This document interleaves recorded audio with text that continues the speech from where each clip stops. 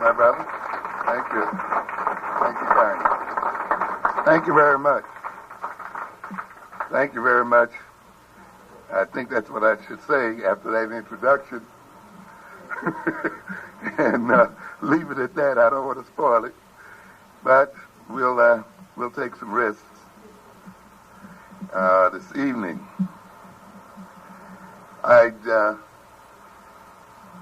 As Brother Gaylord said, there's so many things I'd like to say, and of course I understand tomorrow's a work day, so I'm not going to go on at length. And there are so many issues confronting us. I think I will probably be a bit, not as much as on target as I usually try to be, because I just want to touch on a number of issues that confront us. I'm very happy to see what you're doing here. And what you're doing here is of immense importance, because this generation will determine the life or death of the African people. It's no more struggling for front seats on the bus and lunch counters and drinking from water fountains no longer segregated, struggling for affirmative action and those kind of things. We are at this point in a struggle for our very survival as a people, and the African people are threatened the world over today. This generation that we have coming up now, we are going to have to grab it by the ears and turn it around very swiftly. Before we struggled and we assumed that we would be alive, one way or the other. If we didn't win the civil rights struggle, we still assumed somehow we were going to be here. But frankly, with this struggle, we cannot make that assumption. You speak of history, and it's unfortunate that we don't study history the way we should. One of the things we should study in American history is the American idea of progress that many of us have bought into. We bought into the idea that things get better over time. And we assume then that over time things will get better for us, no matter how bad they are now. And that is an invalid assumption. It is not written in stone that life must necessarily and automatically get better for us. That we've indicated in a number of times before, regressions happen in history as much as progressions happen in history. Regressions are not outside of history. The destruction of races and groups occurs as a part of history. The oppression of groups occurs as a part of history. The enslavement of groups occurs as a part of history.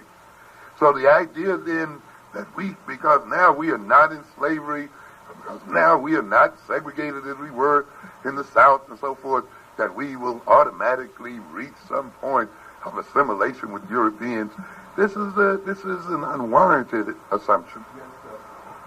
It is not written in stone that we will be around in the next century. We will have to see to it that we are around. But the idea that it's going to occur automatically is not the case. I'm amazed by the parallelism that occurs between what happens in America to African Americans and Africans in America and what is going on in the world in general. Yesterday I received a journal, Daedalus, which is sort of a intellectual journal that covers a lot of issues, national, international, and so forth, along with other journals such as Foreign Affairs and various other types. As you can see here, here's the reference to China in transformation. How many of you have been reading about China lately? As a matter of fact, if you looked at last week's May 17th Business Week, you would have seen the cover story on China, the making of an economic giant. Some of you might have caught my address at the last address at the Slave Theater. Might have heard me talk about white global supremacy being in crisis. And we talk about white supremacy, and we sort of talk about it like it's going to be around. But as I said, you see, progressions as well as regressions happen in history. No civilization has ever lasted forever, even though there are some of us who mentally want to make an exception for white folks. You know, we think that everybody else reaps what they sow, but somehow white folk are going to get around it. You know, and many of us kind of have that idea, that even though Rome fell, Greece fell, you know, one empire to another fell, we somehow feel like the white folks are going to last. And therefore, many of us want to integrate and assimilate ourselves into this system because we think it's going to be around. And yet, if we look at what is happening right today, we will see that this system is in tremendous crisis, and chances are it will soon be passing away. And we have to ask ourselves the question, do we want to be wrapped up in it and die with America and die with these Europeans? Or do we want to build a new African world system? You see, and we have to question this situation. As a matter of fact, I was reading in yesterday's Wall Street Journal, also talking about China and Asia. The journal indicated that very much Americans across the board are accepting the idea, or beginning to accept the idea, that the 21st century will be the Asian century. There's an expectation then that China and those in Southeast Asia will overtake the United States and Europe economically and otherwise shortly after the year 2000. So things are changing drastically. China right now is beginning to approach to being the fourth largest economic empire. It's experiencing a tremendous growth rate of something like 12 to 14% a year, while the United States is poking along at around a little better than 1.5 to 2% a year. It means then that we have to face the question, African people, are we to rid ourselves of white domination or white supremacy only to fall under the supremacy of Asians? And I'll warn you, as I've warned you time and time again, because some of us get caught up into this business called people of color. We use that a lot, you know, even though the other people of color seldom refer to us. And we think then that the growth and development of any non-white nation means something for us. I will say that the Asians are going to be no more kind toward us than the whites have been, and may even be worse. And so the idea that the Europeans at some point will fade away, I mean, that's inevitable. They are not going to be on top. But the thing that we have to face is the fact that Africa is not being considered in these projections in the future at all. Africa and African people have literally been written off by all of the major nations in this world. Even discusses it, except to talk about poverty and starvation, and to talk about how it has regressed in many ways. They have missed a major part of the equation. They are operating on assumptions. They have missed the great possibility that Africans in America will transform our consciousness and change the nature of the universe.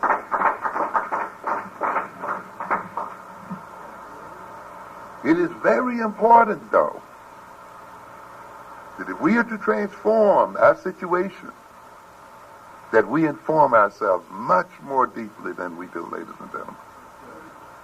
We seem to have an allergy when it comes to reading and studying. This is going to destroy us, I'm telling you. If you go out downtown today, you'll find a book by Peter Drucker, one of the major writers on management theory and on corporate culture and so forth. He has a current book now called The Post-Capitalist Society. There's a current interview in the Harvard Business Review also about this subject, the post-capitalist society. If you're going to fight your enemy, you must come to know that enemy.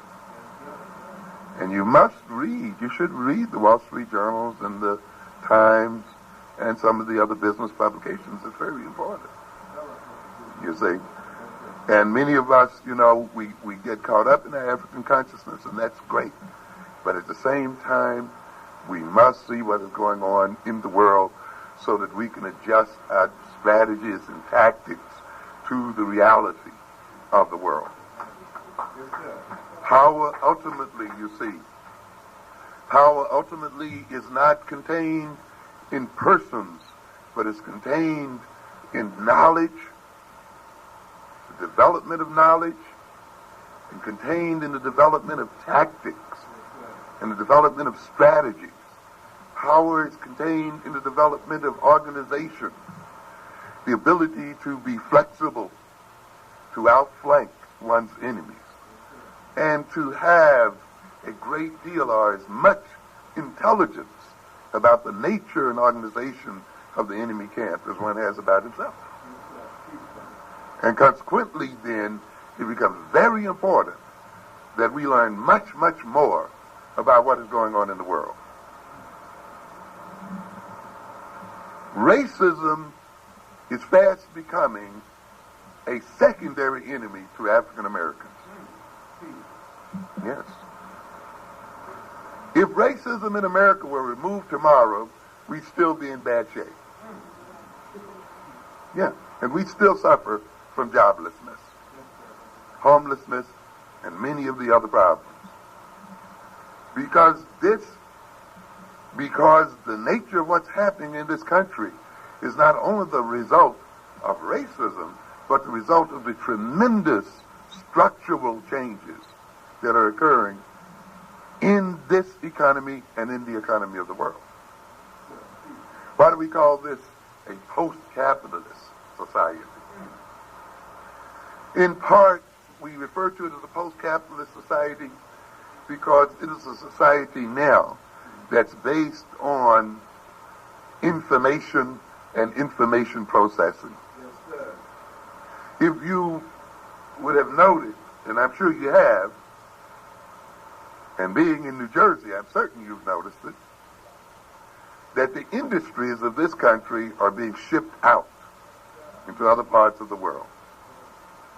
A great part of the economic suffering of black people across this country is due to the fact that the largest percentage of our workforce is a workforce concentrated in manufacturing and in the service industries. Those are the very areas since the 70s that have been now decimated by economic changes in this country. The people in Detroit, black people in Detroit, used to brag about the good living they made working for Ford, GM, and the other companies. But those companies are moving to Mexico. They're moving to other parts of the world. If the United States finishes, and looks like it will, the so-called NAFTA accords, the North American free trade agreements with Canada and with Mexico, chances are you will see many more of the industries that you depend on for your living shipped out of this country. What will take the place of these industries as far as employment is concerned? This is a major question, particularly when, I don't know, about 20 or 30% or more of our workforce is concentrated there, and another 20 or 30% or more are in the services. I just read here the other day, whereas they used to hire from Jamaica 10,000 cane cutters a year, this year only about 3,000 cane. Why? Because they have cane cutting machines. Most in the very areas where we are concentrated, those are the very areas that are being most swiftly automated. The immigrants, the Asian immigrants that are coming here today are better educated than native-born American whites. Definitely. Asians have accounted for, since the 1980s, almost 40% of the immigrants coming into this country. 46% of them have a college education or above. This compares with 13% of black folks. Understand what I'm saying? Yes, sir. Even our Caribbean brothers come here with about 30% of them 4 years college or above, again compared with about 13% of native-born African-American males. We're facing a very drastic situation here. Yes, sir.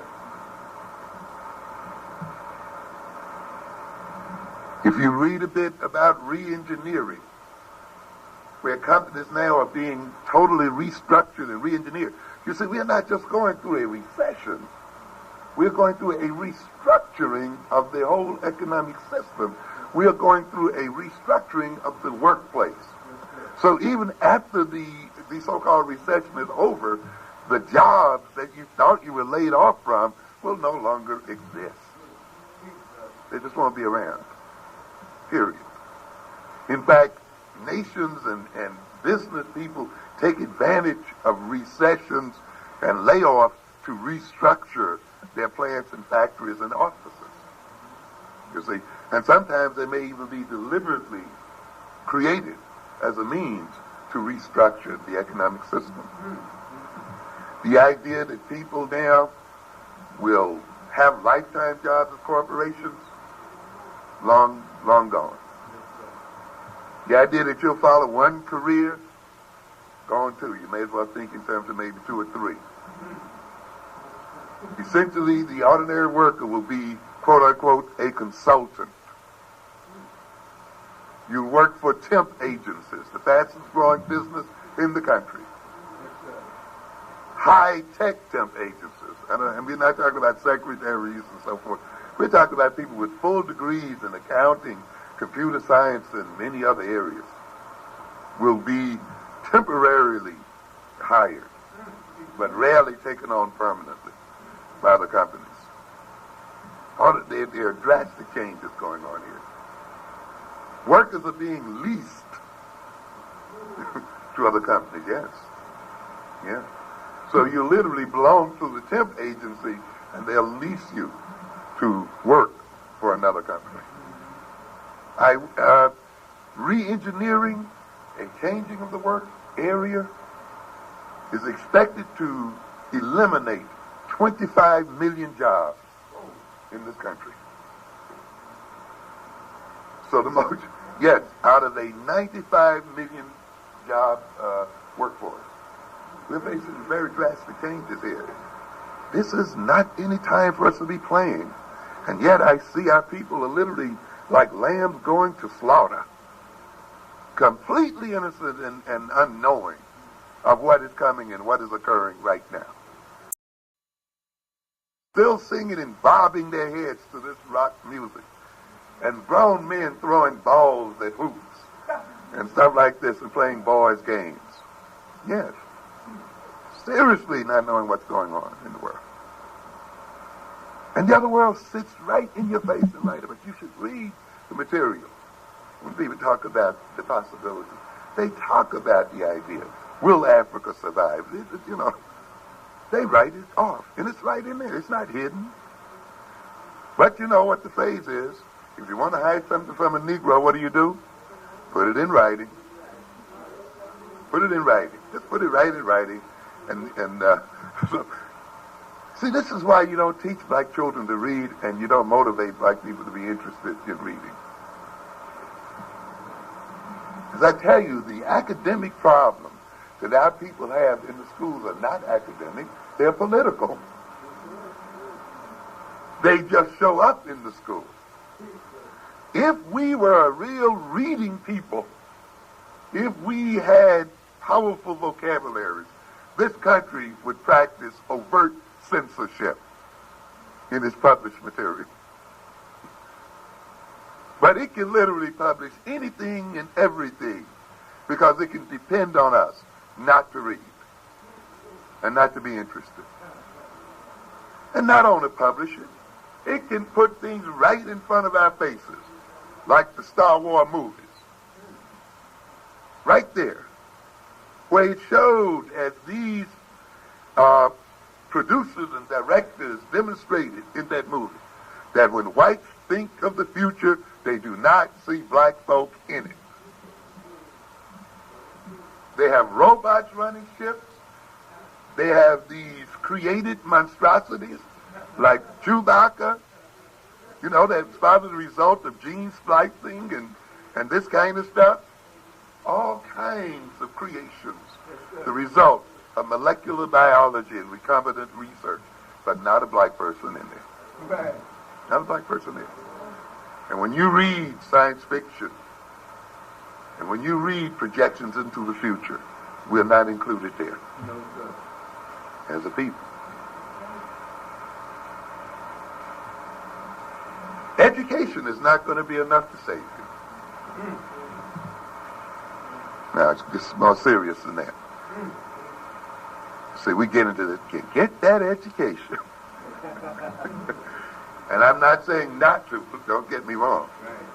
But it's going to take more than that. You know, lining the employment of its own children.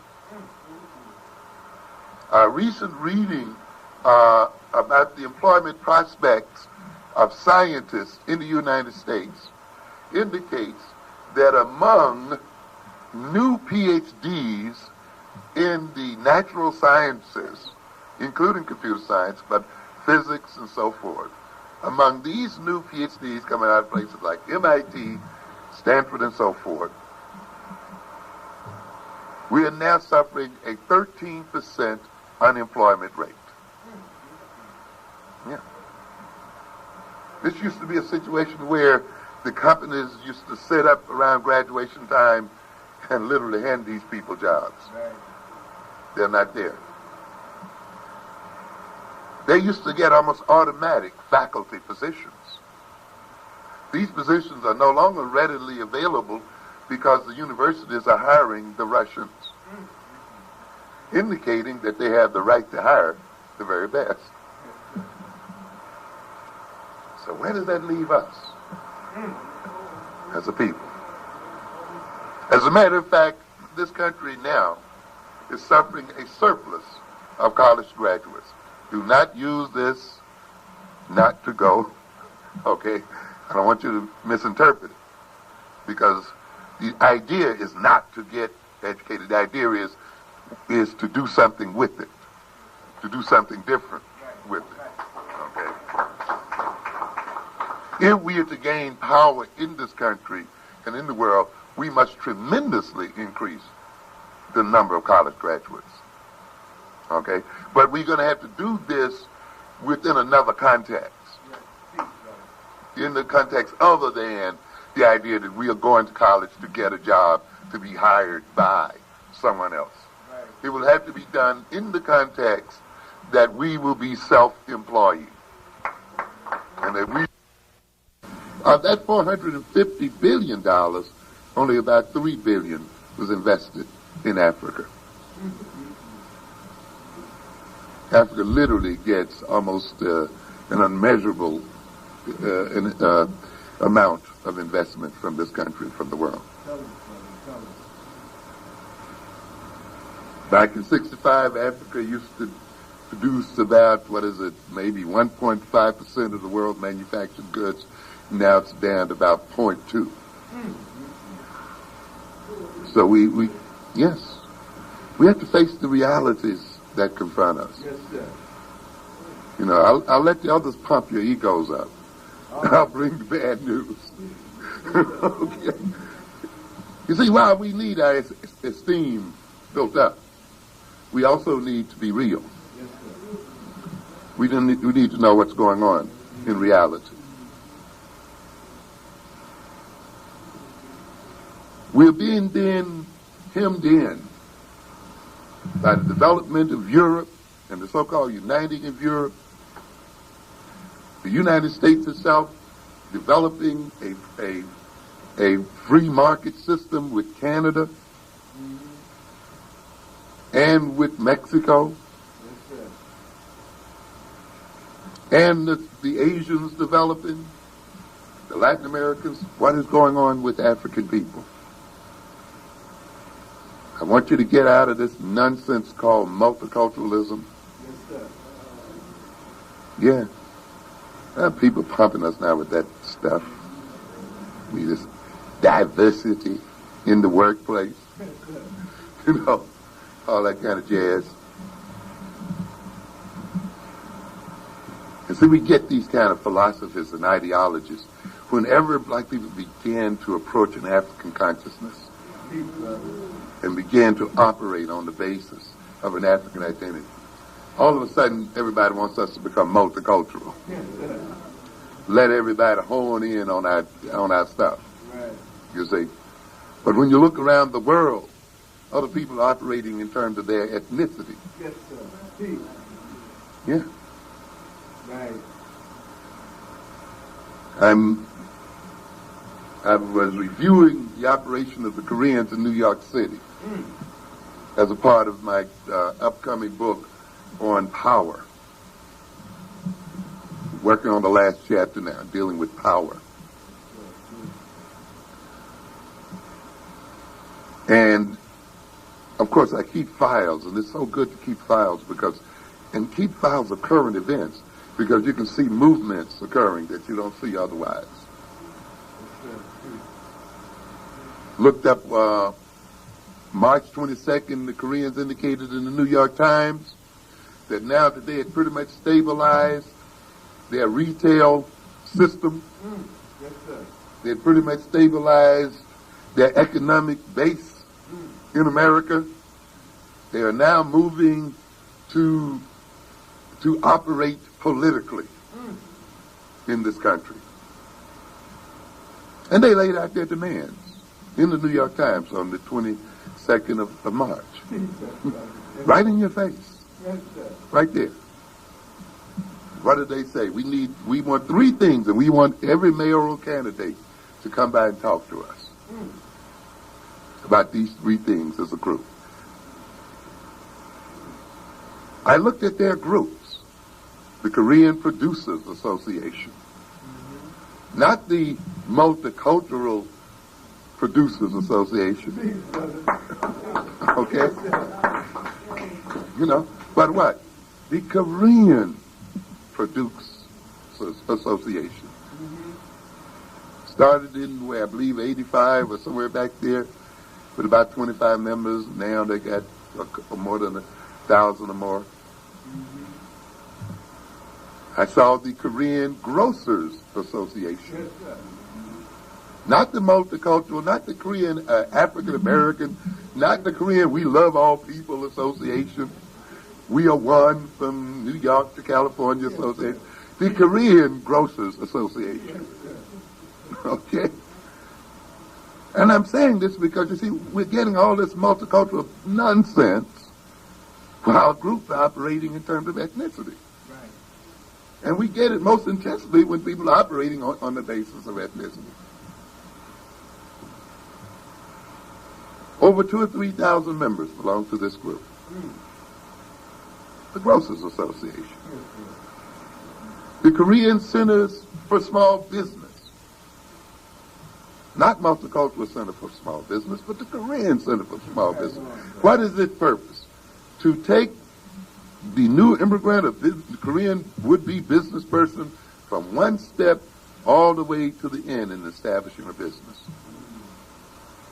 Yeah. So they can be guided as to how to set up a business. I'm going to come back to this because, see, this is the part of African-centered education. African-centered education is more than African history and culture. You see, we've let people shake the public debate and base the validity of African-centeredness on whether we taught the Greeks. Okay? I'm going to be upfront with you. I don't give a hoot whether we taught the Greeks or any other bunch of white men. I don't get any thrill out of having taught any Greeks. What great pride is there to be gotten out of teaching Europeans who circle back on you and put you in slavery? How can your self-esteem and who you are rest on that kind of thing? And then we commit a whole lot of energy struggling with these whiteys as to whether we taught them or not. Screw you. It doesn't matter.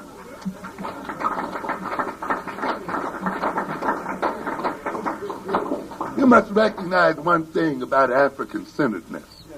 One of the major points of African-centeredness is this, that the white man is no longer the final word.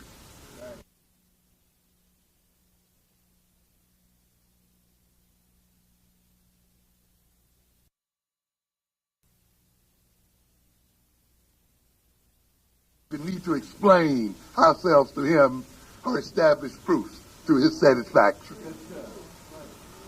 If you are to remove yourself from domination, then you must remove the fact that someone else other than yourself has the last word.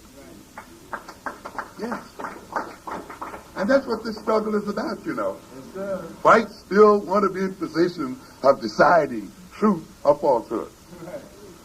So you got to explain to our satisfaction and according to our scholastic criteria and all of that, whether, you know, no, we don't have to do that at all. In fact, we are moving away from that.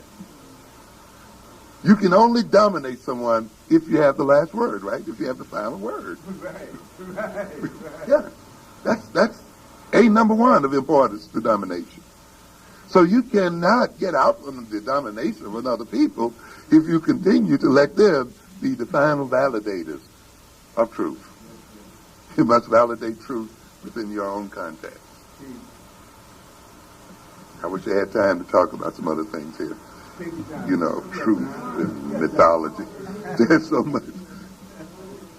And I see how people out there struggling to try to explain to these white boys, you know, what's going on.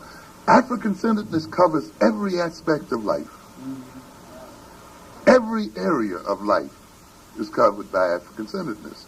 Not just African history and culture, but every part of it. That's why I ask people today, what is the economic program of multiculturalism for African people? What is contained in it? Where's the economics in there for it? Is there an economic plan for African people in multiculturalism? Is there a plan for reducing so-called black-on-black violence? Where in multiculturalism is there a plan for resolving the family issues in the black community, high levels of teenage pregnancy and disrupted families and the other kinds of things? Where is the plan for a Pan-African economic system in multiculturalism? Where is the plan for changing the power relationships between Africans in America and Africans in the world and all other people in America and in the world? Well, what is this then? Some kind of little Pollyanna joke where people sing and dance each other little music and feel good about each other and tell each other little lies about how each one has contributed to America, you know, and how wonderful we all are, you know. So in the meanwhile, what happens? The Koreans are still building their system. The Arabs are still building their system. The Chinese are still building their system. The Europeans are still building their system. And Negroes are singing other people's songs.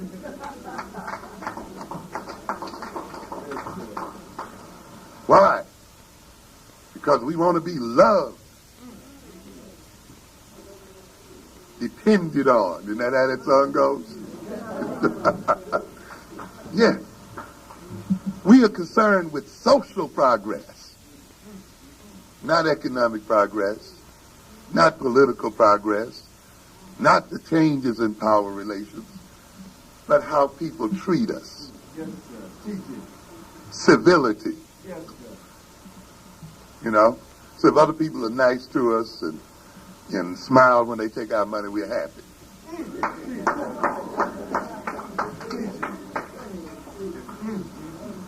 There's an organization called the Korean Association of Greater New York, the umbrella organization of the other associations.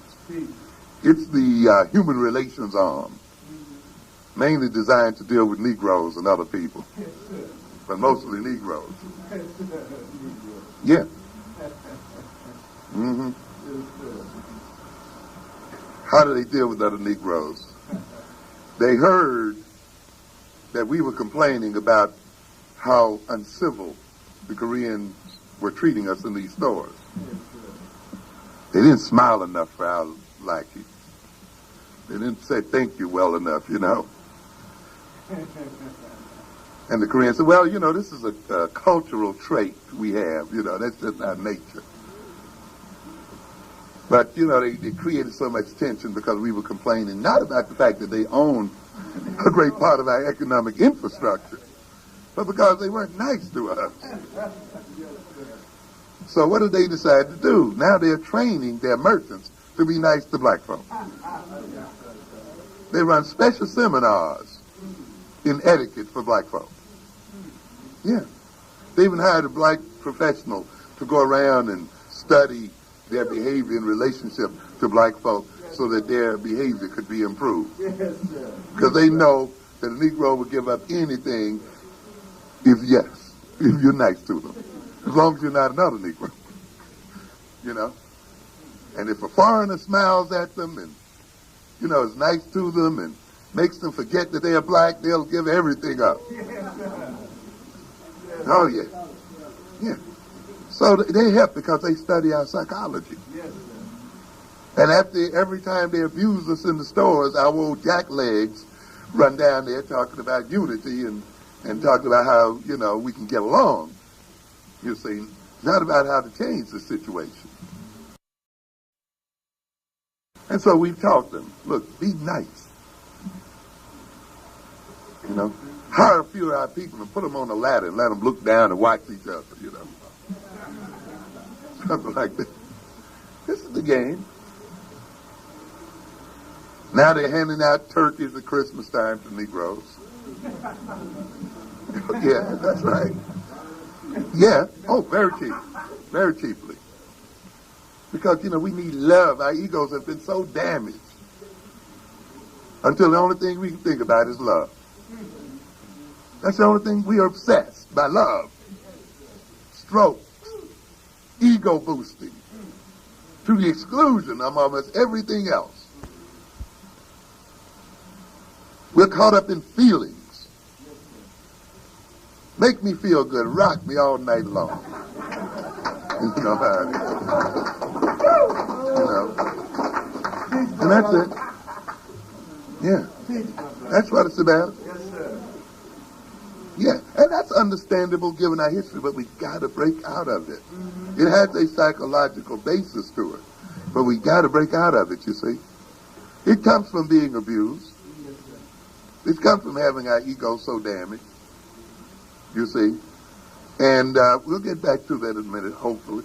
But we have become obsessed by human relations rather than power relations. Yes, sir. You see? Yes, and other people are aware of that. And they use the human relations in order to gain power over us. Yes, yeah. So they hand out the turkeys. They give leftover produce to black senior citizens places now. Clothes that has not been claimed, they're handing that out now in some parts of the black community. But it's more sophisticated than that. Now they're handing out scholarships. $1,000 scholarship, $2,000 scholarship to black folk. They've even sucked in some of our leaders. They had old Al Sharpton down there giving the invocation at one of their major things there. Oh, yeah. Yeah, you got to deal with it, man. And then I heard old Percy Sutton over here the other day talking about unity on LIB as they were handing out these little $2,000 tuition scholarships to a few black folk. Of the millions of dollars that this community is taking out of the black community, and you can't hardly pay a semester's tuition with $2,000. Understand? But we're just bought for pennies and nickels. Just, I'm telling you, there's a psychology, I call it. I won't use it here, but we're just, yes, sir. I'm telling you, it's an amazing thing to watch. Yeah, it's amazing. Now they're sending, 20 black and Latinos, I think, to Seoul, Korea, to a university there every year. For the next 5 years, they're going to send 20 of them over there to be educated. Yeah. You understand what is going on here? Yes, sir. Now they're telling the mayoral candidates that we want a Korean cooperative in New York City, so that we won't have to buy our produce and other things through the Bronx Terminal Market. We want our own produce and grocery wholesale depot, so we won't even have to give the white folk any money. And now we got it on both ends. We're going to have the wholesale end and what? The retail end. And in this way, we're going to control what? Prices, and control the market, so that any other people and other people entering into the market are going to have to deal with us on both ends of the spectrum, and you're not going to get the advantages that you had before. This is what goes on. This is what happens when people think in terms of their ethnicity and operate in terms of ethnicity, and then talk to other people about multiculturalism. You see, the only other group they mentioned in terms of having a multicultural relationship with were the Dominicans. All right. And you can guess why. Yes, sir. Because the Dominicans are heavily into the food business. So between these two groups, you can tie up the mid-level markets and the smaller markets in the food business, as well as, of course, the supermarkets. Because in addition to making the demand for the cooperatives, they're now also making a demand for a rezoning of Manhattan and part of New York, so as to keep out large supermarket chains, such as Packmarks and other chains, so that they will not suffer the competition that these large stores will visit on them if they were permitted within the city of New York. Yes, sir. Okay? Yeah. But this is the way history has always operated. Yes, sir. This is the reality of human nature and what goes on in the world. We have not only been abused as a people psychologically, we've also been overprotected as well. In other words, children can be both abused and overprotected. Like a parent that abuses a child's mind and his body and still won't let him go out and know what is going on in the world. So while we were being abused, we were also being cut off from the realities of history and the realities of human nature and the realities of how the world actually operates. Not in terms of what we fantasize it to be, what we hope it to be, what we wish it to be, but the way it what? Is. And the way it is ain't nice. But you got to live in it if you're going to survive in it. And you got to get down in it and roll in the dirt with the rest if you're going to make it, I'm telling you. Or make up your mind, decide you're going to be nice and die nice. That's all, you know. You have that choice, you know. But at least be conscious of your choice and accept the consequences of them. That's all I'm saying. We don't have to get out here and compete with whites. We don't have to get out here and compete with the Asians if you don't want to. We don't have to do any of that stuff. We can say we're going to be nice, spiritual people. Yes, sir. And if that means that we will be wiped from the face of the earth, so be it. We have that choice, I'm telling you. And I'm not saying it's a bad choice. Yes, sir. Yes, sir. I'm just saying it should at least be our choice. After we have considered the realities of the world that we live in. That's all I'm saying. But not a dumb, ignorant, unknowing faith. You're saying? This is the reality of things. This is what's going on. So they were saying, we're going to lock it up. The third demand they made was that the vendors be removed from the street. Yes, sir. Yes, sir. Specifically mentioning 125th Street and Fulton Avenue in Brooklyn. Yes, sir. This is the thanks that Negroes get for supporting these people. This is the thanks you get. Support them, help them move into the shops, help them to come and own real estate in America, and so forth. And after we get in and lock up the thing, then say, man, you got to get off the street because you're competing with our quote-unquote legitimate businesses. About 12 or 13 days later, Mayor Dinkins announced that he was expanding the squad that deals with vendors. Right. Yeah, that's right. That's right. New York Times, April 12th or 13th, right That's there. right. Increasing the number of people, increasing the number of vans that will be used to confiscate the vendors and other things. That's stated very clearly in the New York Times paper. This, is a positive political decision and somewhat of an easy one because the vendors have no political constituency. Right. Very straightforward. You don't have anybody backing you up. The Koreans are organized and so forth. They can back up their claim because they have organization and money. But these people belong to an unorganized people who have money but whose money is not organized. And not organized in terms of power. Right. And consequently, we have to make choices. We can make choices against them because even if they don't like Dinkins, they dislike Giuliani even more. So where are they going to go? They're going to come back and vote him in because they don't like what's coming if he's not voted back in. Right. But this comes from not facing reality, ladies and gentlemen, and not dealing with the reality that confronts us as a people. We can look at any other ethnic group, whether you look at the Arabs, same kind of operation going on. Indians, similar. Afghanis, similar kind of stuff going on.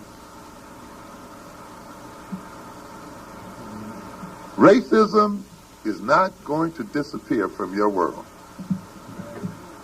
And it's not going to disappear from the world of your children. And it's not going to disappear from the children of your children. Get used to it and get over that fantasy. Because it is a fantasy. It's a terrible fantasy. One of my books is called Awakening the Natural Genius of Black Children. In the last speech over at African Portrait Theater, I talked a bit about fantasies and how various fantasies can either accelerate intellectual development or retard it. Yes. Adults are motivated by fantasies as much as children are. Fantasy is not an activity of childhood. It's an activity of human beings, regardless of age. And various type fantasies have different effects on the development of your mind. Many of us as adults are still trying to bring fantasies into reality. Every man we meet, every woman we meet, we try to bring them into our fantasy and make our fantasy a reality. Unfortunately, they seldom cooperate. But that doesn't stop us from trying again and again and again and again. Yes. And fantasies, not all are bad. Some fantasies are excellent fantasies. The fantasies I'm talking about mainly now are what I call compensatory fantasies. Ideas and wishful thoughts that welled up from injuries to the ego that motivates a person to imagine a world quite different from the one they live in, particularly if that world is one that's very painful to their mental state and maybe even to their bodily state. The fantasy of assimilation is one of them. Little black boys and little white girls holding hands. Yeah. Major fantasy. Raceless societies, classless societies, and all those kind of things.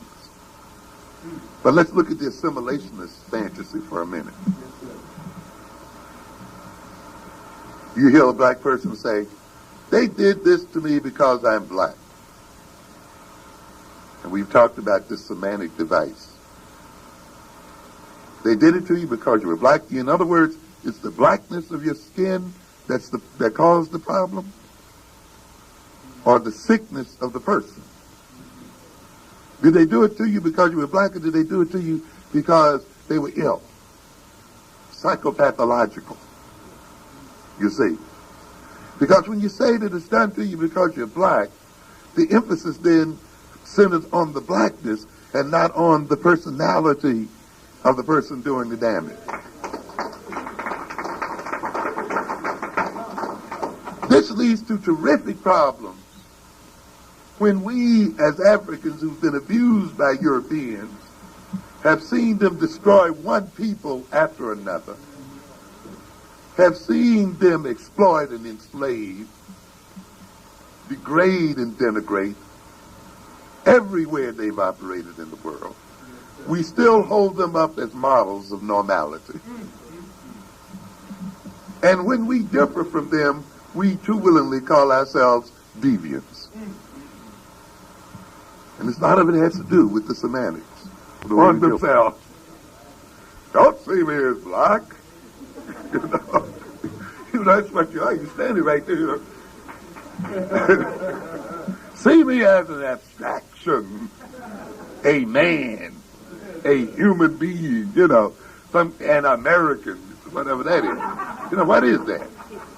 Here you are, standing right in front of it. But you want to, look through me. Yeah. Yeah, who happened? As if there was a fatal accident. Yeah. Because our logic is, if I'm suffering because I'm different, then if I can remove all difference, I will no longer what? Suffer.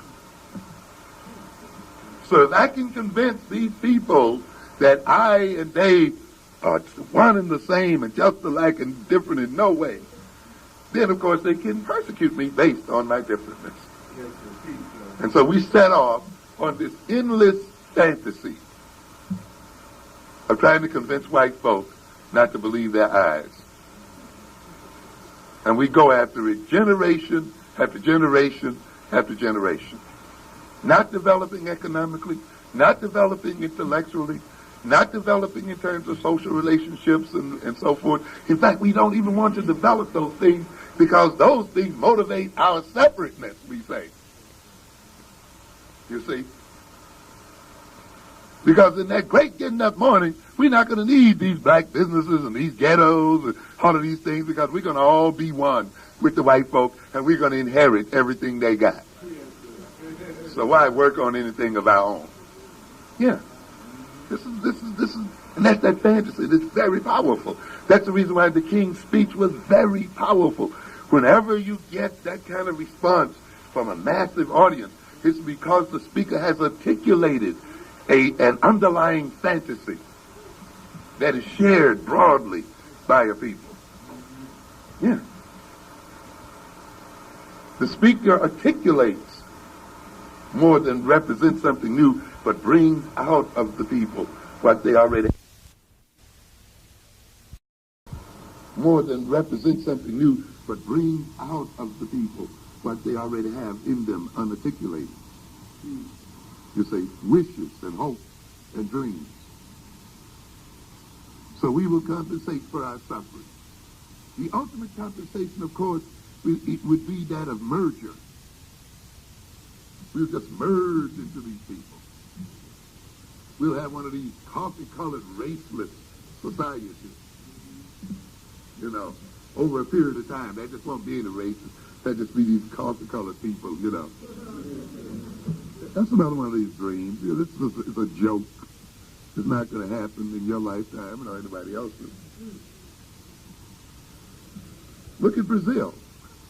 You got all kinds of mixtures, but what do? They got about 16 different categories of color and stuff like that. People use the smallest things to make differentiation. So if you wait for this great chocolate-colored age or coffee-colored or whatever kind of cafe au lait race, you can forget that one too. Besides, it's not how genes work anyway. No. But we have that fantasy. That fantasy is taken over us. Yeah. And while we were waiting for this great world to come to being then, we neglected the development of our minds. We neglected our movement toward independence and self-sufficiency. We neglected to change the nature of power relations in the world, to build appropriate institutions, to build upon the tremendous gifts that human nature has given us as a people. We have allowed our genius to lie fallow and to atrophy because we have been overtaken by hopeless fantasy. And how do you know when a fantasy is hopeless, or how do you know when it is damaging? You do a reality check. That's all. What we call in psychology reality testing. And so now we've been struggling for this great hope of merging and so forth for the last 30, 40 years. Now let us look at our position today and see what has developed as a result of pursuing this fantasy of merger and integration. Are the American cities more integrated today than they were 30, 40, 50 years ago? Blacks are more segregated today than we were in the 1940s, and more segregated today than we were before 1900. I'm telling you. Even as you have learned out here, I'm sure, once you move to the suburbs, you just move to a suburban ghetto. Yes. And if you're in a predominantly white community now, you wait for 5 or 10 years and you see what happens there. And so the black community has been literally isolated and blocked out and hyper-segregated. This is the result of a fantasy built on assimilationism. What about your schools? Schools better off? Are you in integrated schools? Has your educational system improved?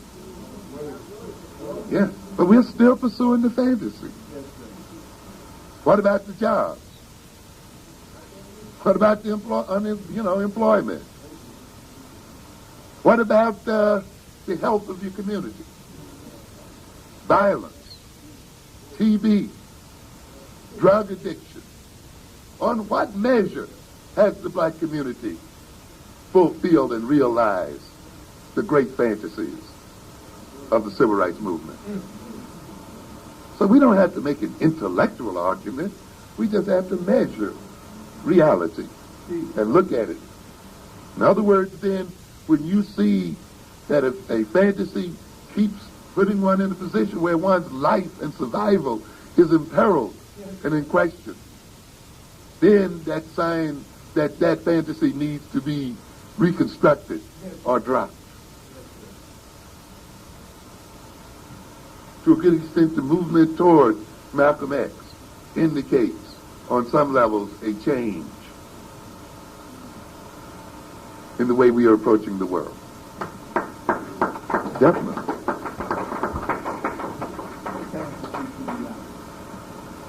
We have no enemies because we are the love folk. The love folk whom nobody else loves. Yeah. Yeah. We don't see color. And in thinking that we don't see color, other people don't see us as color. Yeah. And we think if we don't see color, that changes the world. You're out of your mind. We are not suffering because we don't see color. We're suffering because other people see color. And yet you get some Negro think he's saying something major. We say, I don't see color. So, so what? You're still going to suffer because the other person sees you as colored. And the problem comes from what? That way. Not your perception, you see, but the other way around. I have in here, I just have in here, speaking of, just looking at our situation, imagine our situation here. Someone sort of brought me a map of New York City. The World of New York, I guess it came out of New York Magazine. Yeah, New York Times Magazine, November 3rd, 1985. And in this map, it calls Who Lives Where. And it gives, it by showing various colors, demonstrates where various ethnic groups reside in New York City. Now, when you look at this map, and they have here yellow for black and West Indian, when you look over this map, you will see solid shades of yellow. Solid shades of yellow. Okay? Only time you'll get any other color stripped in is where they include Puerto Ricans. I'm telling you. Now, if you look at any other communities, you see strips and shades, which means no other ethnic group is as segregated as black Americans. Even when you talk about a Polish neighborhood or this kind of neighborhood, when you actually visit the neighborhood, you will find a number of other ethnic groups interlarded within them. But it's the African American communities in these big yellow spots here that you see that there's nothing there but black folks. Thank you. Sure. And this is duplicated all across the United States, all across major cities. So what are we talking about when we talk about diversity and multiculturalism and assimilationism? How does the fantasy fit the reality? You see? We have got to then establish new fantasies. Yeah.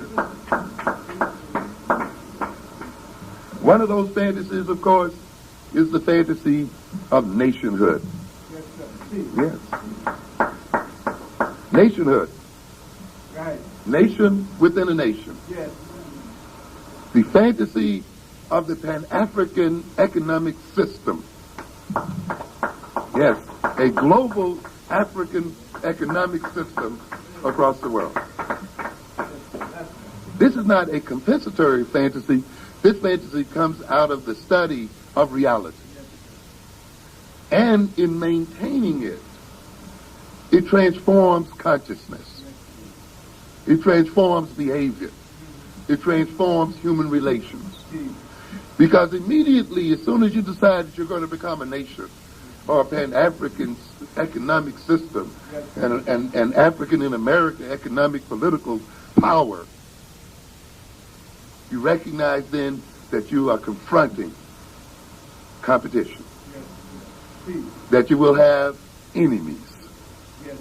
We don't need love as much as we need enemies. Peculiar, right? What do I mean by that? when you decide that you must outthink, outcompete, out-organize other people, this is what I'm speaking of. Yes. This then draws on the mind, doesn't it?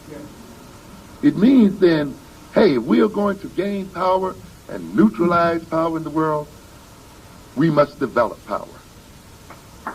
That moves us away from the human relation psychology, the love psychology, to a psychology that's built on the development of knowledge,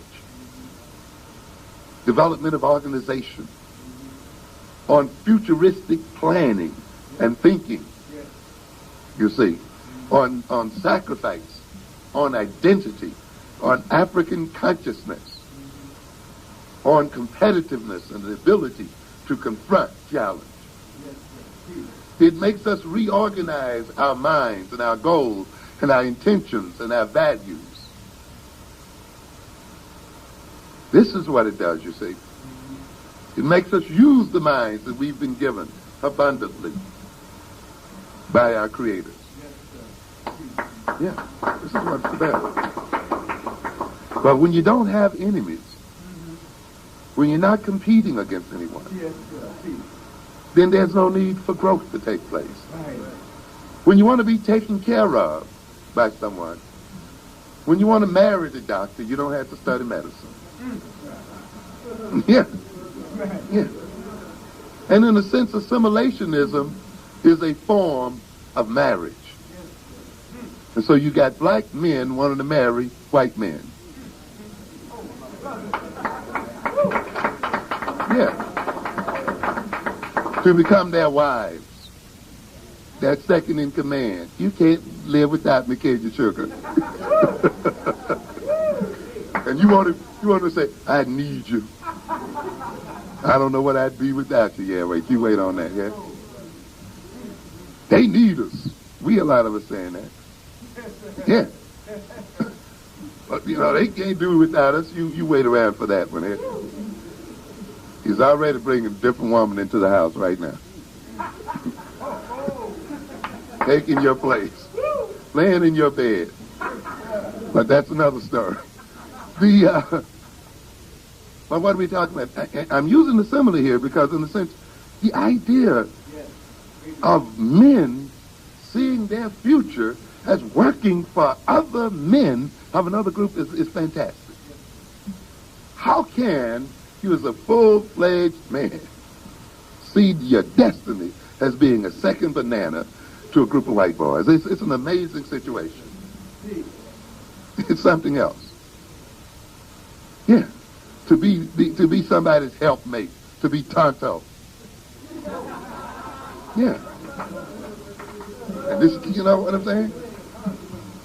And you're willing for them to own everything and control everything as long as they hire you. Women have a lot against patriarchalism, the patriarchal system. They have a heavy case against patriarchy. And I have no problem with their case at all. But women, patriarchy is about more than an organization of males just to persecute women. There's more to it than that. Yeah.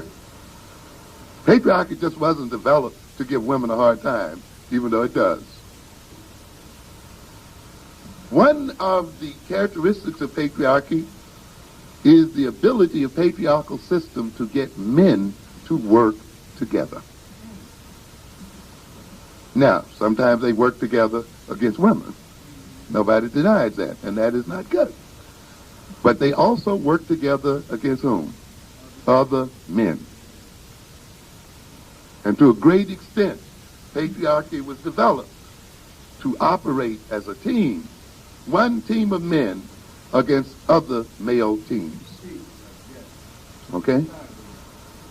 When we as African people look at the people we are struggling against, for better or worse, each of those groups that we are struggling against now are still heavily patriarchal in their orientation. Brotherhoods of males. Whether we're talking about the Koreans, whether we're talking about Arabs, whether we're talking about Afghanis, whether still, despite the feminist movement, whether we even talk about white men, we are still talking about what? Teams and organizations of men operating and pushing against other men. And the only team that they can let a black man have is a basketball team and a football team, ruled over by white men in leagues belonging to white men.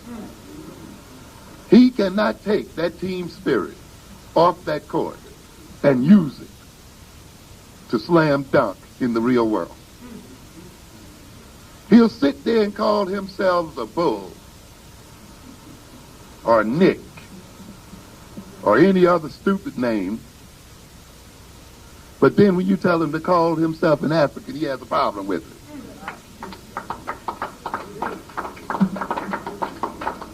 And yet the principle is the same.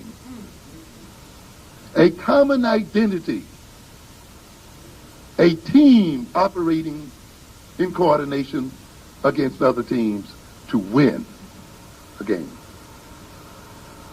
But once he moves off of that basketball court, he suddenly becomes an individual again. Yeah. Isn't it amazing what can happen to the Negro mind? Put him on a court and he's a team and he's coordinated. Take him off now, he's not responsible to anybody or to anything. And what do the other people do? White men can't jump, but they own the team. But they control the league. They run the nation. They do the other thing. He can sit behind desks, all right, and rule the world. And the Negro is jumping and hooping. Why? Because there's a teamwork that's occurring beyond the basketball court. A brotherhood of men. Because believe it or not, ladies and gentlemen, unless black males become organized and become a brotherhood, there's no future for black women either. And the teaming of black males is all a part of the teaming of the black nation. Men, women, children, and everyone. All have to be organized in this struggle. We must face this reality. This is what it's about. You may talk about why the white man does what he does. You can talk about him coming from an ice continent, and therefore he's cold and unfeeling. You can talk about his weak and recessive genes, and how he's motivated to protect his racial purity and his genes from being overrun by the black dominant genes. You can come with all kinds of explanations about why white folk do what they do to us. But in the end, they do to us what they do to us because they can do it. Okay? Because they have the what? The power to do it. I don't give a hoot what motivates this white man to do what he does. My main thing is to what? Stop it. To neutralize it. You see? Not only the white man, but the Japanese or any other ethnic group that dares think that it will rule and dominate African people. Yeah.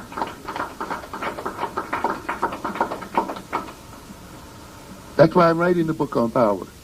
The issue then ultimately is not why the white man does what he does, but how can we end him doing what he does? Yes.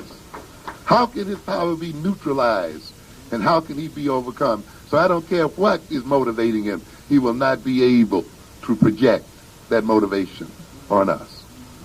That means we must come to study power. We must come to know power. We must come to exercise it. There is no life without power. That's right. You cannot live unless you're empowered on some level.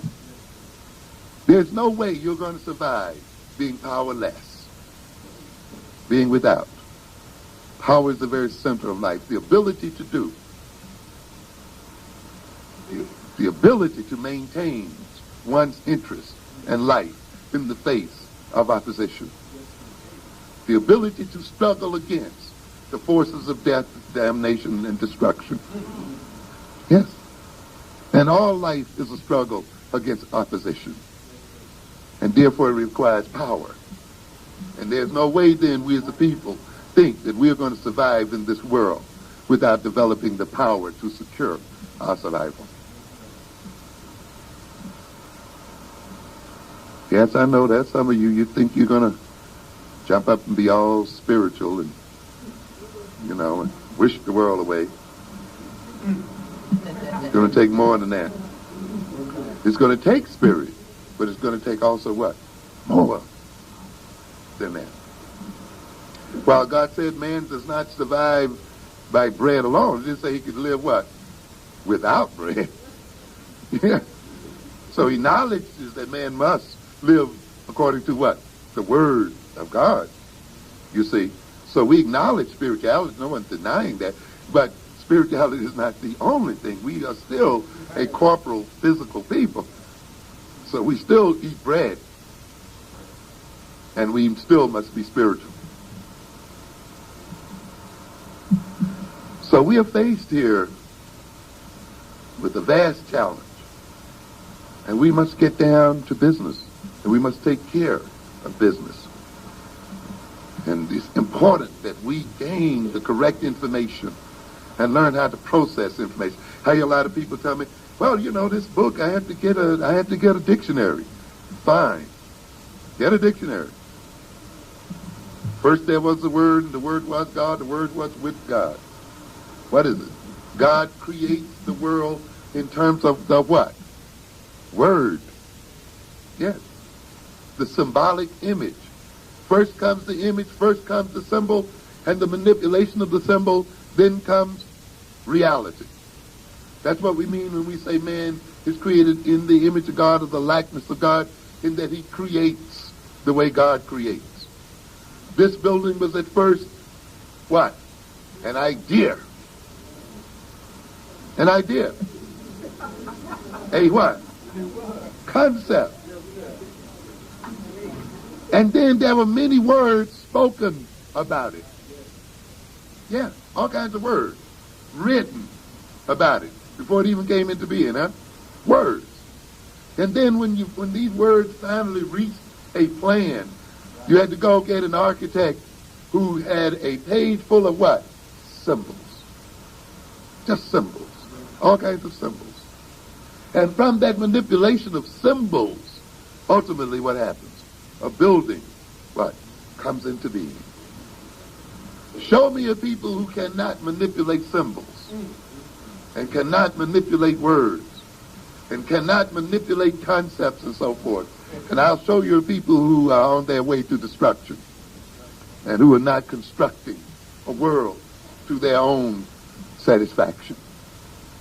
You are not going to exist in this world if you cannot use words and symbols appropriately and effectively. You do not see a single culture in the world that does not speak a language. And whenever you see something that mankind has in common across all cultures and across all boundaries, then you must know from the Creator's point of view that something is intrinsically important to their survival. Things that are not intrinsically important, you see different cultures, some having them, some not. But you don't see a culture without language, without symbols, which means that symbolization on the part of man is of key importance to man's survival. And therefore we as a people must learn to manipulate symbols, words, images, and concepts. This is how these people continue to rule over us. They deny our children their symbolic abilities and capacities, limit their vocabularies and restrict their word power, limit their abilities to think abstractly and conceptually, even get them to think abstractly and conceptually is not to be black. It's to be non-African. And as I've said before, we got one group of people running around here trying to tell people that African people don't think in linear terms. Get out of it. You think in whatever terms are necessary to advance your interests. Yes. Sometimes it'll be linear, sometimes it'll be non-linear. Sometimes it will be abstract and logical. Many times it will be intuitive. You see? But the matter is, you don't deny any of the human abilities or possibilities. You know where to place them and how to use them relative one to the other to get you where you got to go. You see? You have to understand that. Yes, sir. And to think linearly, to think abstractly is not a white man's property. No, sir. How do you justify the idea of saying the Africans are only principally intuitive and non-linear, and then you're going to talk about the great accuracy of the Egyptian pyramid? Okay? It's a contradiction there. And you talk about Egyptian science and astronomy and the other things. No. You must use them all. So in the putting out this information, we're laying out a series of books. You're familiar with the developmental psychology of the black child, indicating that the black child is not a child who happens to be black. The black child carries in its genes the whole evolutionary history of African people. The color of our skins is not just a coloration, but is an outward insignia of the evolutionary history of African people, the cultural history of African people. It is the end product of all of the experiences that we have undergone, of the climates under which we have survived, the geographical circumstances to which we had to adapt, the nutritional programs that we have undergone over hundreds and thousands of years. So this is not a happenstance. The fact that our children walk earlier, talk earlier, think earlier, doing things on the first and second day of life that it takes a white child 6 months to do, doing things at age 7 months that it takes a white child 15 months to do.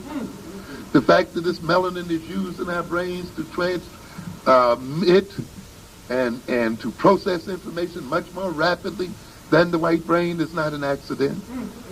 The fact that we have a natural head start, which if we knew what that head start was and could match that head start with social experiences and educational experiences so that we could be in advance of the world, this is no accident. This is not that we happen to be this way. When we see this black child walking earlier, talking earlier, it is reminiscent of the time when the black man was the first to walk on this earth, to talk on this earth, to use his mind to build and to construct.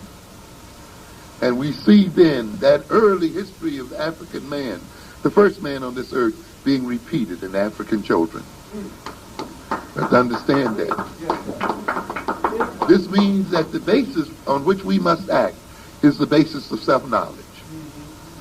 It means we must know who and what we are. And we must interact with ourselves in terms of who and what we are. We would not need Head Start programs if we recognize that we are given a head start by nature itself. And that if we then match that head start with experience, we would move forward and gain the power that is ours in this world. Our schools are failing. You're using a white psychology. You're using a European psychology. A psychology that comes out of European history and experience. A psychology shaped by that history and experience. A psychology shaped by European intentionalities, which is to rule over black men and exploit black people to the end of time until they need us no more. Yes. Yes. The psychology is determined by your history and by your intentionality. Where do you want to go? What do you want to be? What are you trying to achieve? You see? And now what do? You send your children into these schools built on another people's psychology, built on their time systems, and every culture has a time dimension related to it. If you don't know your culture, you don't know who you are. You got some Negroes who think that they can escape. They can escape the history of slavery by not studying. Oh, that was back some time ago. What good is that? We are living in America today. Yeah. Some who want to only read the good parts. The heroes. People who are into contributionism. Well, we contributed this, we contributed that. No, you got to read it all. You know? The part that embarrasses you. That makes you feel hurt a little bit. Yeah, that makes you feel a little anxiety-ridden. That makes you have to come to terms. All of that has got to be integrated into the personality. And all of that must be known if you're to know yourself, because that is a part of yourself. Yes. We've talked about it before, that history in the past is always present in the human mind. The experiences you have had as a child are operating right at this moment. Yes, the kind of people you like, the kind of food you like, the kind of clothes you like, the kind of fantasies we talked about that you like.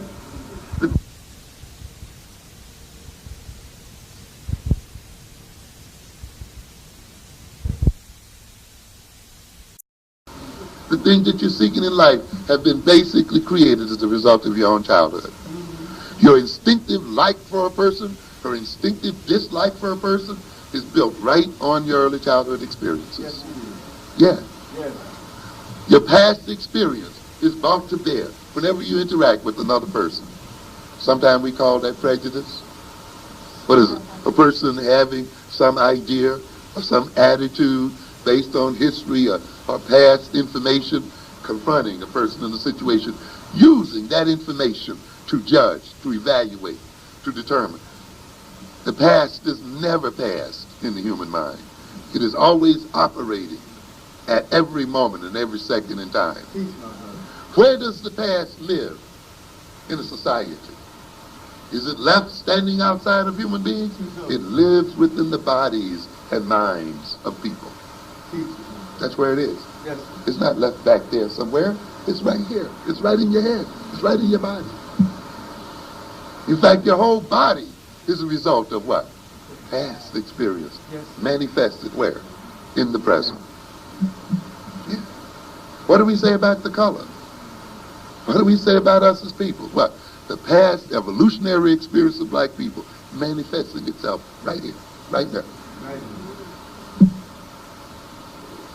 And manifesting itself in terms of the attitudes you have toward yourself, right now. Right here. Manifesting itself in the attitudes other people have toward us, right now. Right here. Yeah. So the past is not dead. It's not left behind. It's always present. And the idea then that you think that because you don't read it, you don't study it, that you're not affected by it, is an illusion. As a matter of fact, you're more affected by the past, not knowing it, than you are by knowing it. That's right. You have to understand that. What are we saying here? One thing about human nature is the fact that the very things that determine who we are as persons are those things that occurred during the periods of our lives we have the least memory for.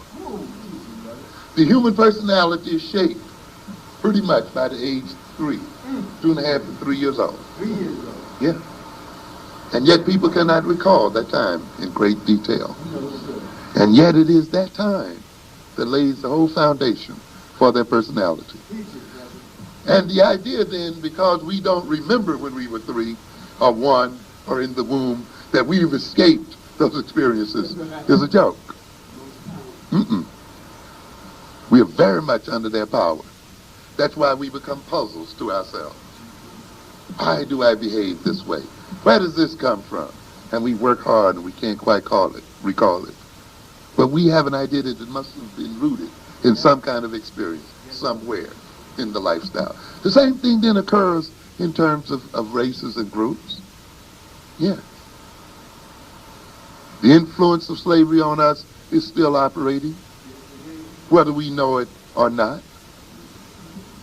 There are some of those who said, I will escape its effects if I don't read about it. When I read about it, I get mad. I get angry. I want to go out and kill white folks.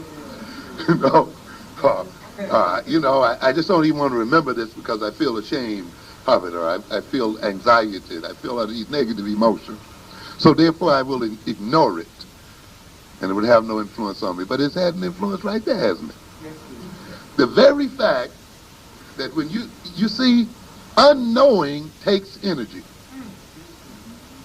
When you decide that you're going to ignore something, you got to put what? Energy into it. When you decide that you're not going to pay any attention to something, you have already oriented yourself in a particular direction. And even though you don't know that's something that's become responsible for orienting your life. You say you don't get away from it. So if you say that reading the history of slavery and reading our history makes me feel ashamed, or makes me feel this way or bad or this way and that way, therefore I won't read it. You must put energy in not reading. You must put energy in not knowing. And when you don't read it because you fear it, because you're made ashamed by it, then your behavior becomes motivated by what? Fear and shame. Yeah, by escapism. And your life then becomes defined by always avoiding knowing yourself. Yeah. And how you act with other people and interact in the world will be determined by avoidance, by escape, by denial, by ignorance, deliberate ignorance and deliberate stupidity, trying to escape what? Pain and so forth. Yeah. So the fact that you're ignorant of history and not knowing of your history it means that you're even more what? Victimized by it. To escape victimization by history, to escape the victimization by self-knowledge, you must make the unconscious what? Conscious. Yes. You must pull it up from the depths. Once you pull it up from the depths and look it in the face, reorganize your attitude toward it, correct it, restore it, and integrate it again into the body, you become free of it. It now becomes your servant. You do not become its servant. You now become empowered.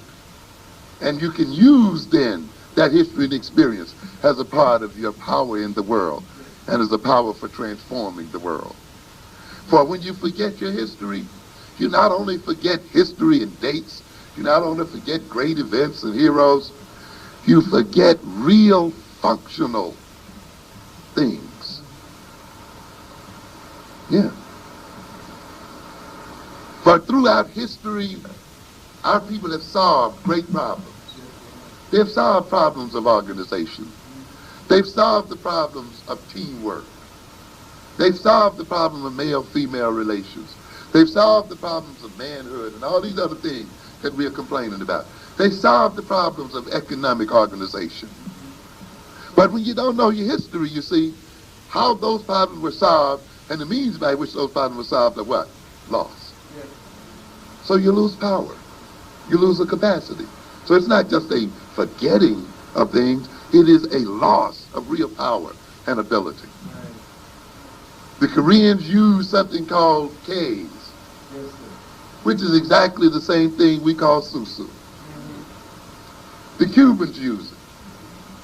Every other group uses some form of internal credit and some terms form of lending to themselves. We don't know the history of how our people pulled their monies together, pulled their resources together, and built nations for themselves. We find it difficult then to build an economic and political system for ourselves here in America. So a major coping skill has been what? Lost. And even though we have money, we are poverty-stricken. Because we have not learned to organize that money. And yet, in African history, are the very principles by which that money can be organized. Yeah. But we can't use it in the present because we haven't brought it out of unconsciousness. But other people have it, and they are using it as a power over us. Yes, that's right. We talk about, and I'm going to end here at 10, we talk about our young people and our young men having their problems. Manhood was not a problem in the African culture. Why is manhood such a problem in Africa, in our culture today? Because we have accepted another people's family structure and manhood developmental structure. We have forgotten our own history and have sought to adopt another people's history and the psychology that comes from it. We have accepted the idea then that it is the biological father's role to bring a boy into manhood. Yeah, because that's the way the Europeans do it. You see? Yeah. We've accepted the idea of the nuclear privatized family, which has its advantages but also places children in great danger because it is so privatized and cut off from every other support and builds a situation where a boy has to come into manhood through knowledge of his father, that as soon as you lose the father, the boy is in what? Trouble. Serious trouble. As soon as one of the parents is lost, the child is what? In trouble. As soon as there's divorce, the children are in trouble. Now you find these children coming out of disrupted homes and other homes getting caught up in crime and getting caught up in school failure and getting caught up in all other kinds of psychological problems and so forth. And we say that is the result of the disrupted family. Right. Yes, but a disrupted family of a certain nature. Now, we look back into our own African history, we will see then a number of African family forms that would solve this kind of problem. Right. Yeah. Yes. You'd find a family form where it was the sister's brother that was responsible for the sister's children, not the biological husband, not the biological father. So if you lost the biological father, you still had the real father there because you don't divorce your sister. You see? Right. Or you had the more general situation of where it was the responsibility of adult males to bring young males into manhood. Right. Not the father's sole responsibility, but the responsibility of responsible males. Right. You see? And so there are all kinds of approaches and all kinds of things we could use that are already in our culture and in our history to solve and resolve many of the problems that confront us today. And our children and all of us would not suffer the way we do if we would come to know that history. But see, the white man has associated that history. He's put a fence there and associate blackness with all kinds of negativities to the point where we want to escape this blackness. And in escaping our blackness, we escape all of the gifts that our ancestors have for us. You understand? A knowledge of African history would help us to resolve a great number of the problems of education that you're facing here in New Jersey and all over this country. Yes, you got children here. You're bringing children into a school structure that's not based on your psychology or your history. It has built-in failure to it. Even if you make all A's in it, you're still going to fail. Yes, because it is designed to solve the problem of another people, not of our people. Yes. It is designed based on their psychology and their history and their culture. Quick one, and I'll end it here. We got it. Yes, sir. African people are an oral people. We're very oral. Even though we were the first to bring about writing and stuff, we still have a great tradition of orality. And that's an interesting tradition. And it has a lot of good qualities about it. But we must face the fact that we exist in a very literate world. And a world of very rapid communications. And that if we are not going to make it based on word of mouth alone. tell my students all the time, you can't sit here and wait for me to say everything you need to know. You'll never learn it. You'll never learn enough that way. You got to read. You can read more in 2 or 3 minutes than it'll take me a half hour to tell you. That's right. You can sit on a weekend and read a whole book in the introduction to psychology, and it takes me 10 weeks or 15 weeks just to review portions of it. Yeah, that's right. You just sit down and read, you'd have it all packed in your head and go on about something else. Yes, But you see, if you're oral, then you're going to sit there and you're going to wait to hear it. And then when we give you the test, you say, but you didn't say that. You know, you didn't talk about that. You didn't mention that. You know, that's an oral statement. Don't you have a book? Don't you have notes? Don't you have libraries? Why should everything you know be something someone what? Said orally. Yeah, it ain't going to work that way. That's not what it's about. You got to use every means of information. You see?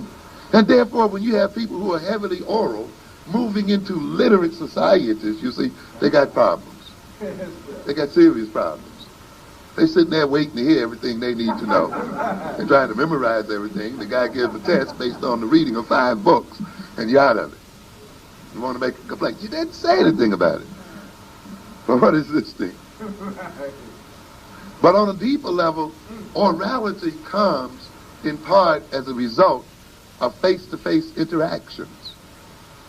You see, because we come from many areas where we inhabited small villages, and most of the people we knew were within walking distance and so forth, we could then get most of the information across by just talking to people and interacting with them.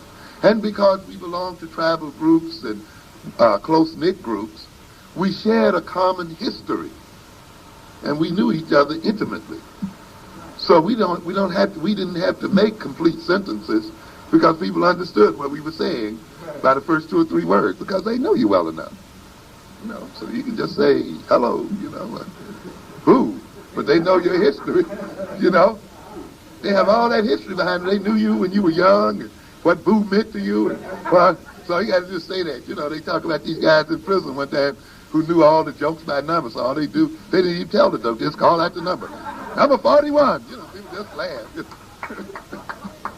So, you know, you can do that when you share what? A very close-knit, face-to-face culture. So a good deal of the uncompleted sentences that we talk about that white children have, and the other kind of thing, is not the result of a language deficiency or an inadequacy in intelligence and so forth. It comes out of living under particular social and economic circumstances. In these areas I showed you, many of these people that live in many of these areas don't ever go downtown into Manhattan. Many of them will live their lives out pretty much within the circumscribed areas in these neighborhoods. Blacks are so segregated in this city and in this world until black English is becoming even more diverse from standard English than it used to be in the past. Because the interaction of us, many of us, has become more and more reduced with whites. We have a receptive vocabulary from looking at TV, you see, but the ability to communicate is a whole nother game. You see, we understand what they say, but to communicate like they communicate is another game because we have not been set up for that. So this oral culture, you see, reflects also our acting as servants in the society. Our concrete thinking style results from the fact that we are used to do what? Concrete things. You understand? Our orientation toward immediate gratification comes out of the fact that we were trained to do this, and after you do that, wait until I tell you something else.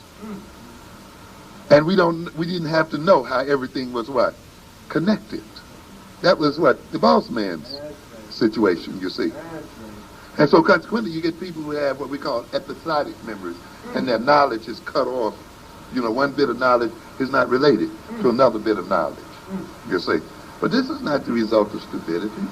This is the result of socialization, of enculturation, you see.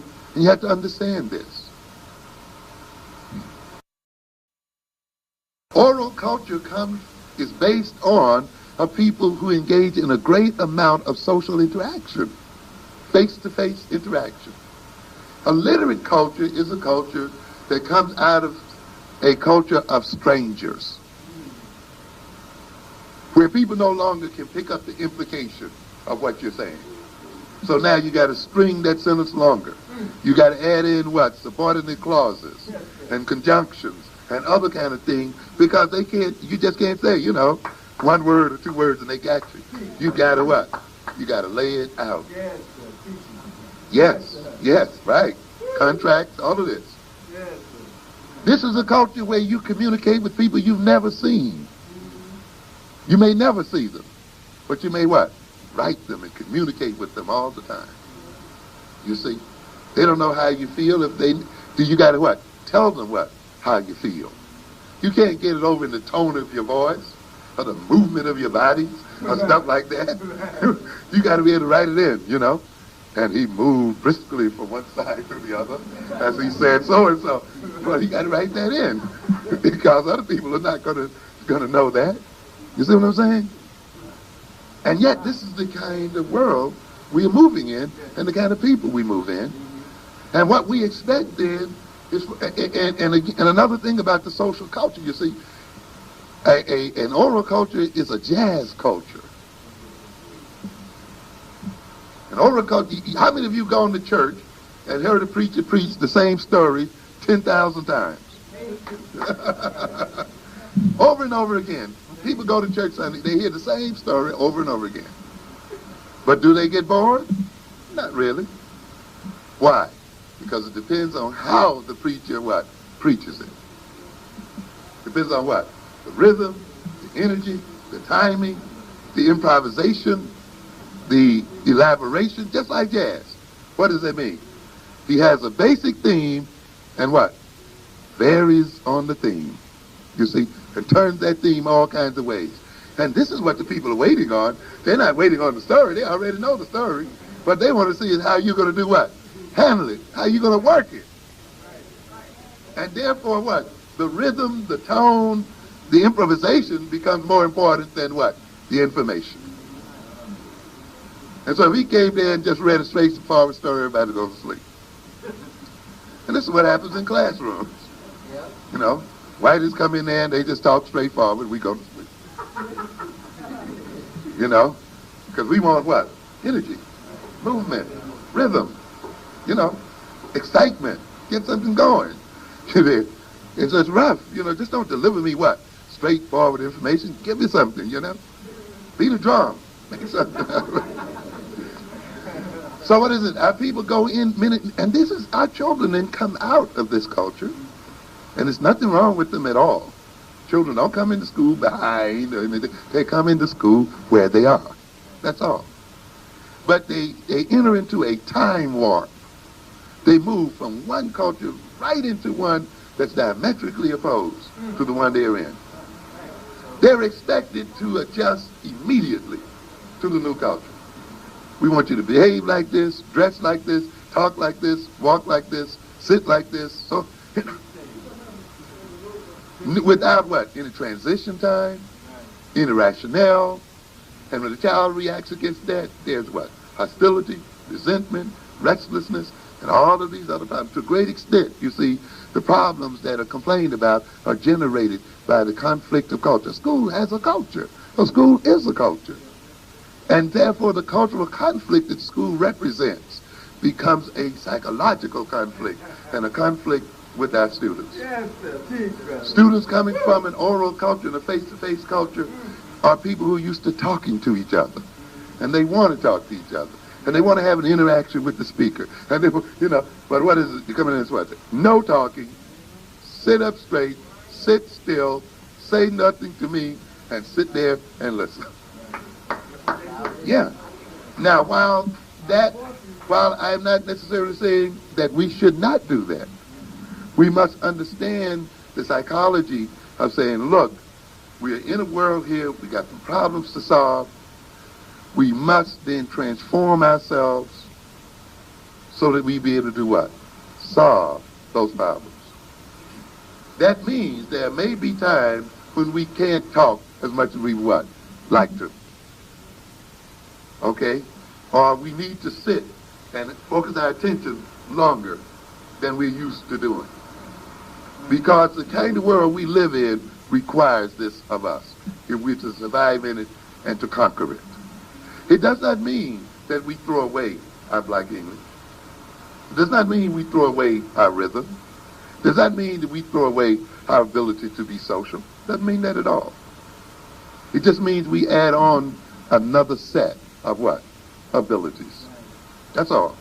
And it means that we as African people, once we add on that other set of abilities, we become broader in our understanding of the world and ourselves than any other one-sided group of people in the world.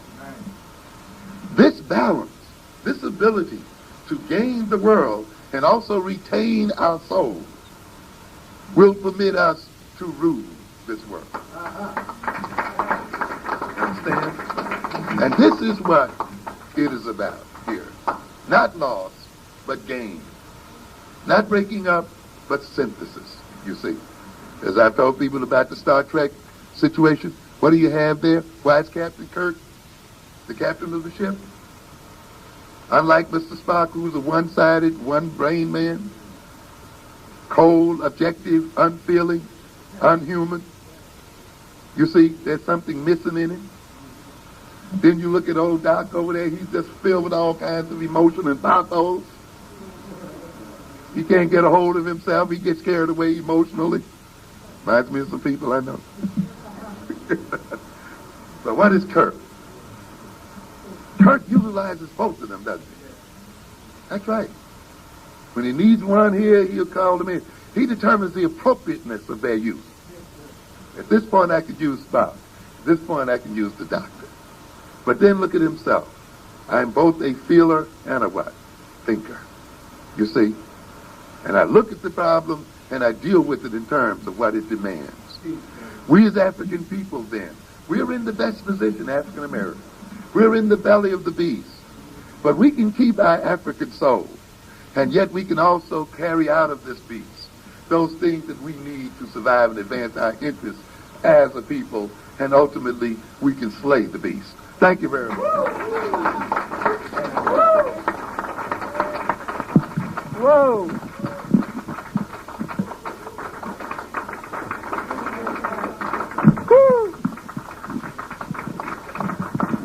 East Orange will never be the same.